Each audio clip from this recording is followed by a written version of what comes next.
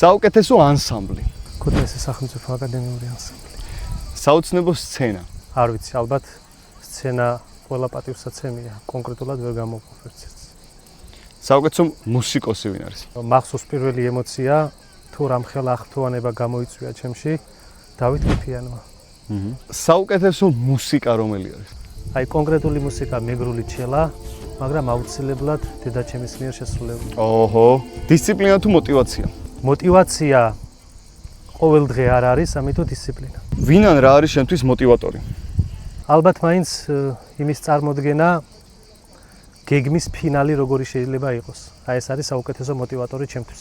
მუსიკოსობა თუ მასწავლებლობა? ჯერჯერობით მაინც მუსიკოსობა. რას აკეთებ აუცილებლად სცენაზე გასვლამდე? უბრალოდ ვცდილობ, რომ გარშემო ხმები გავთიშო და რაღაც წამები მახსენდება ჩემი განვლილი ყველაფერი როგორ ვიწყებდი, როგორ იწყებოდა პირველი ნაბიჯები და თუ როგორ უნდა გაუფრთხილდე ყველაფერი იმ წარსულს, რითაც დღემდე მოვედი. რა არის შენთვის ქართული მუსიკა? დილა, საღამო, დასაწყისი, დასასრული ყველაფერი ქართული მუსიკაა. რატომ უნდა გამოიწერო ჩვენი არხი? იმიტომ რომ პირველ რიგში ძალიან სწორ საქმეს აკეთებ. ქართველებისთვის სწორ საქმეს, კარგ საქმეს ემსახურებით და დღევანდელი რეალობიდან გამომდინარე გადაცემების და პოპულარიზაციის გარეშე ამ საქმის განვითარება უბრალოდ შეუძლებელია.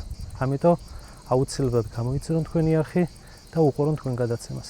და ბოლო კითხვა, ვისი ხილავდი ჯაბააში? სიამოვნებით ვიხილავდი ლევან გერსამიას.